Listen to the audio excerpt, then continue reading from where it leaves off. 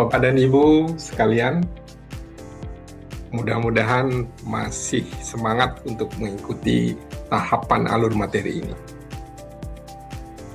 Tahapan pertama sudah kita lewati, yaitu terkait pemahaman konsep deep learning, yang kedua kerangka pembelajaran, yang ketiga kita sudah membahas bagaimana dimensi profil lulusan, dan yang terakhir kemarin sudah kita bahas adalah pengalaman belajar.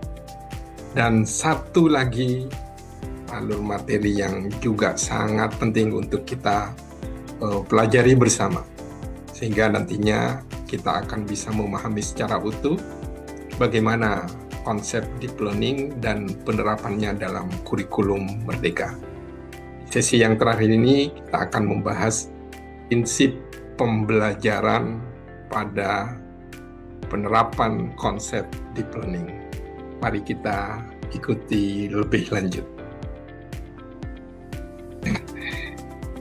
Baik, selanjutnya kita akan coba membedah satu persatu, yaitu prinsip pembelajaran dari deep learning, Bapak dan Ibu. Bapak dan Ibu yang saya hormati, ini akan menjadi bagian penting yang seringkali menjadi pembicaraan. Ada istilah yang kita sebut dengan meaningful learning atau bermakna. Kemudian yang kedua, mindful learning atau berkesadaran. Dan yang ketiga itu adalah joyful learning, melalui olah pikir, intelektual, olah hati, etika, kemudian olah rasa secara estetik, serta juga olahraga kinestetik yang secara holistik dan terpadu. Bapak dan Ibu yang saya hormati, di pembelajaran kita, misalkan kita melihat di PAUD misalkan, apakah pembelajaran deep learning itu sudah kita lakukan atau tidak di PAUD itu? Di kelompok bermain misalkan di binaan lembaga kita. Maka kita tinggal melihat dari prinsip pembelajaran ini, Bapak dan Ibu. Adakah prinsip kebermaknaan di situ? Adakah prinsip berkesadaran di situ? Kemudian adakah prinsip pembelajaran yang menggembirakan di situ? Kalau tiga prinsip pembelajaran ini muncul, maka sebenarnya teman-teman kita, bunda-bunda yang ada di kelompok bermain atau di PAUD, itu sudah melaksanakan prinsip pembelajaran deep learning tadi. Nah, bagaimana kita mencoba menginterpretasikan dari masing-masing prinsip ini? Mari kita bahas satu-satu. Yang pertama, prinsip pembelajaran meaningful learning. Meaningful learning atau pembelajaran bermakna, Bapak dan Ibu, adalah pendekatan yang menekankan pentingnya keterkaitan antara pengetahuan baru dengan pengalaman atau pengetahuan yang sudah dimiliki siswa sebelumnya. Dengan tujuan apa? Agar pembelajaran bermakna, agar siswa dapat melihat bagaimana sih materi yang dipelajari itu relevan nggak dengan kehidupan yang pernah mereka lakukan. Sehingga pembelajaran itu akan menjadi lebih mudah difahami. Nah, dengan cara ini Bapak dan Ibu, harapannya anak-anak kita di sekolah itu tidak hanya dicekoki dengan kemampuan menghafal ya, menghafal saja, tetapi juga bagaimana mengaitkan apa yang mereka pelajari itu dengan konsep-konsep baru, dengan hal-hal yang sudah mereka ketahui, membuat pemahaman mereka menjadi lebih dalam. Nah, ini yang kita sebut dengan meaningful learning atau pembelajaran bermakna. Nah, bagaimana karakteristiknya? Kita bisa melihat karakteristik meaningful learning itu jika di dalam proses pembelajaran itu ada keterhubungan secara konsep. Ada keterhubungan secara konsep. Siswa memahami hubungan antara konsep yang baru dengan konsep lain dengan pengalaman nyata. Sehingga Bapak dan Ibu, harapannya Bapak dan Ibu, putra-putri kita, pembelajaran yang dilakukan di sekolah atau di PAUD misalkan ya, harapannya informasi atau materi pembelajaran, tema-tema yang disuguhkan kepada anak-anak kita itu memang benar-benar merupakan materi atau tema-tema yang ada keterkaitan dengan kehidupan sehari-hari. Nah, itu Bapak dan Ibu, sehingga anak itu bisa mudah menerima gitu. Mudah menerima, kemudian mereka dapat mengaplikasikan kegiatan pembelajarannya itu di rumah. Nah, itu akan menjadi lebih mudah diingat. Gitu. Dalam strategi kognitif ada sebuah pendapat itu, ada sebuah siklus pendekatan itu, bagaimana sih agar informasi itu bisa diterima anak dan bisa masuk di dalam otak mereka dalam jangka waktu yang lama.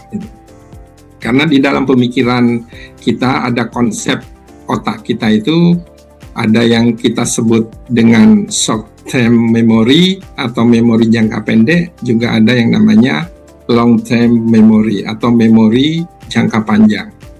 Nah, informasi itu akan masuk ke anak apabila masuk ke dalam memori jangka panjang. Nah, salah satunya agar memori itu bisa, informasi itu masuk ke dalam memori jangka panjang, maka Bapak dan Ibu, informasi yang diberikan salah satunya itu harus berkaitan dengan kegiatan yang ada di sekitar mereka. Itu akan mudah masuk ke dalam pikiran. Oke. Selanjutnya yang kedua, prinsip pembelajaran yang kedua adalah mindful learning. Bapak dan Ibu, mindful learning atau pembelajaran dengan kesadaran penuh menuntut siswa untuk terlibat sepenuhnya dalam proses belajar dengan perhatian yang utuh. Pembelajaran ini tidak hanya menekankan pada hasil akhir, tetapi juga memberi perhatian besar pada proses yang dilalui siswa. Itu Bapak dan Ibu sekalian. Maka kalau kita bicara proses, maka kegiatan-kegiatan pendekatan pembelajarannya itu nanti bisa bermacam-macam. Ya, bisa menggunakan pendekatan pembelajaran berbasis proyek, kemudian inquiry, gitu ya. Nanti itu bisa menjadi bagian-bagian yang bisa memasukkan kesadaran penuh anak-anak itu dalam proses belajar itu, sehingga mereka bisa memperhatikan secara utuh. Kemudian karakteristiknya tadi untuk mindful learning tadi adalah bagaimana para siswa itu hadir secara menyeluruh dalam setiap aspek pembelajaran. Jadi mereka fokus gitu. Jadi di dalam pembelajaran kadang kita ada putra-putri kita ya, mereka yang acuh tak acuh gitu ya. Jadi mereka tidak utuh secara fisik dan mental dan emosional terhadap apa yang sedang mereka pelajari. Nah, ini bagaimana peran guru untuk bisa menstimulasi anak agar mereka bisa fokus. Tentu dengan media-media pembelajaran, pendekatan-pendekatan pembelajarannya itu nanti yang perlu diperbaiki sehingga anak merasa nyaman dan merasa tertarik di situ. Dan yang terakhir Bapak dan Ibu adalah prinsip pembelajaran yang kita sebut dengan joyful learning. Nah, joyful learning atau pembelajaran yang menyenangkan bertujuan untuk menciptakan pengalaman belajar yang positif, penuh motivasi. Dalam pendekatan ini, siswa belajar dalam suasana yang tidak menakutkan, Bapak dan Ibu, dan justru menggairahkan mereka untuk lebih aktif terlibat. Bapak dan Ibu yang saya hormati, kalau kita melihat joyful learning ini, bagaimana seorang guru bisa mendesain pembelajaran agar menarik bagi putra-putrinya, agar menarik bagi anak didiknya.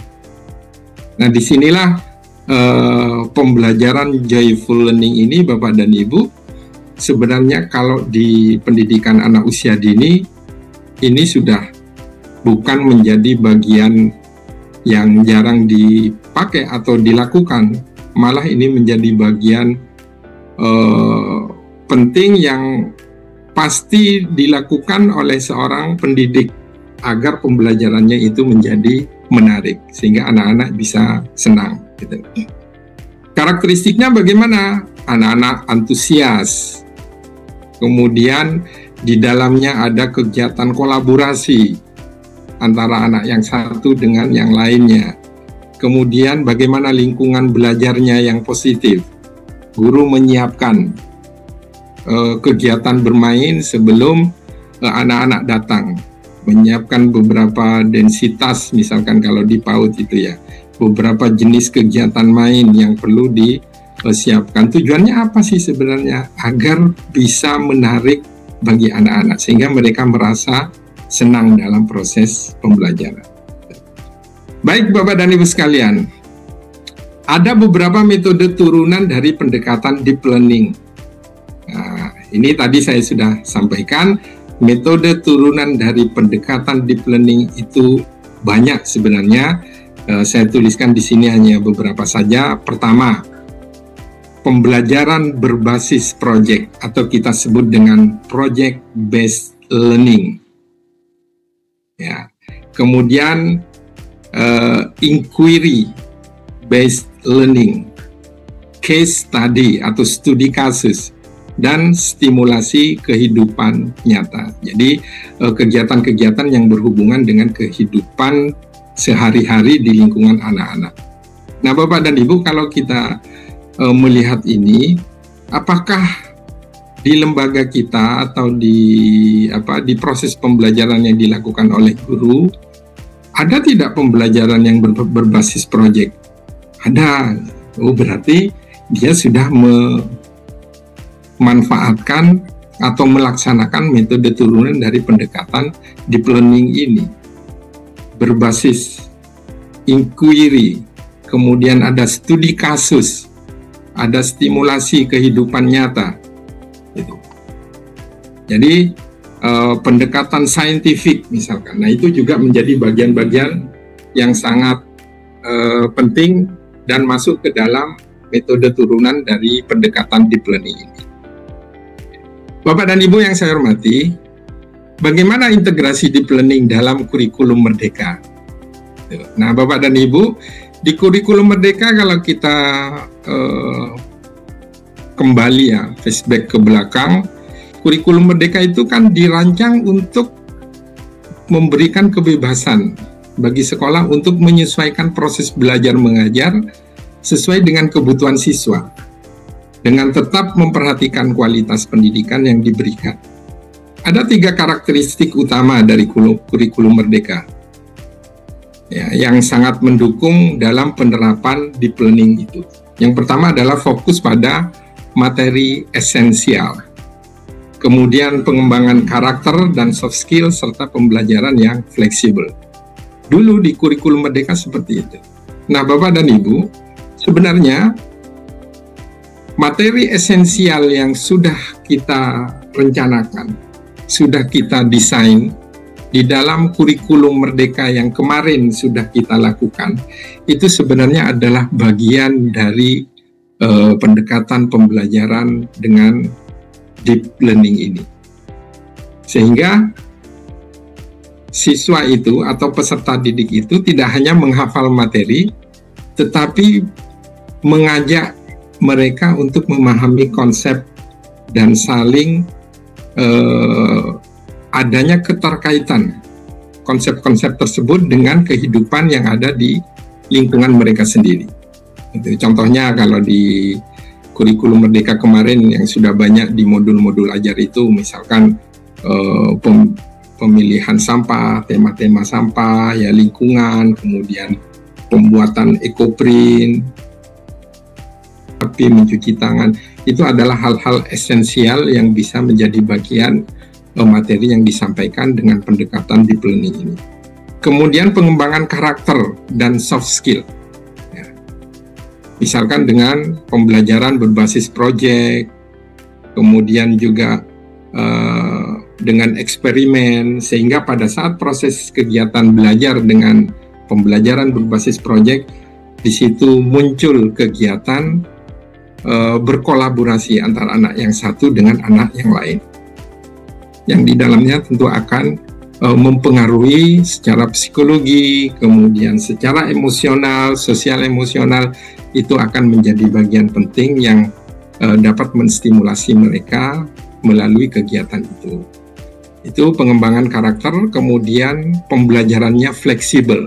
Kurikulum Merdeka memberikan kebebasan kepada guru untuk memilih metode pembelajaran yang sesuai dengan kebutuhan siswa, memanfaatkan perangkat ajar.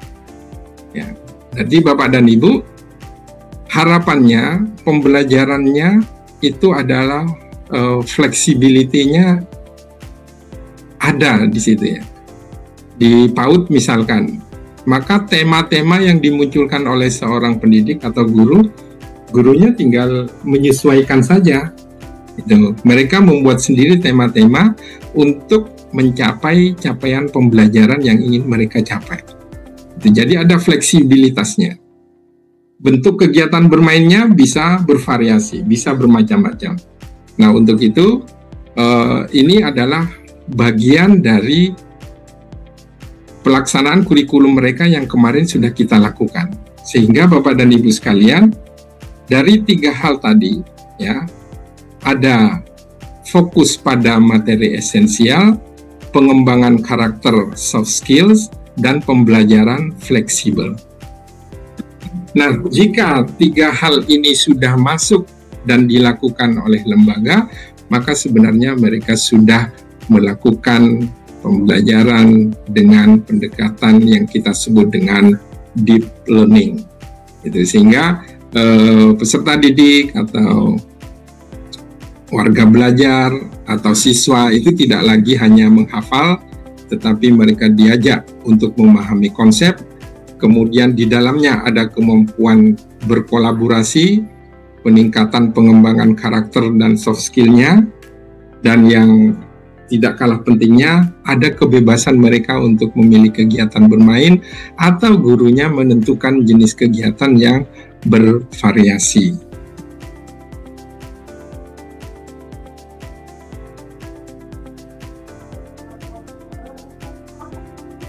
Bapak dan Ibu sekalian yang saya hormati, 5 tahapan sudah kita bahas dan kita kupas secara dalam.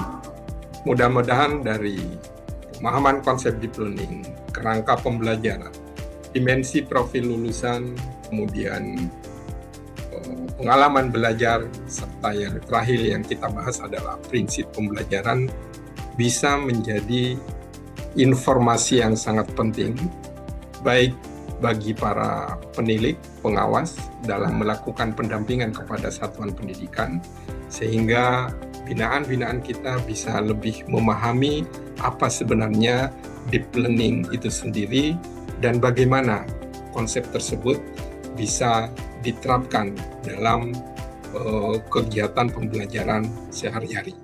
Bapak dan Ibu yang saya hormati, tetap ikuti channel Cak Nur Berbagi ini. Banyak informasi penting yang bisa kita dapatkan di sini, kita berbagi. Mudah-mudahan apa yang sudah kita sampaikan dapat bermanfaat, khususnya bagi pendidikan di Indonesia. Terima kasih. Assalamualaikum warahmatullahi wabarakatuh.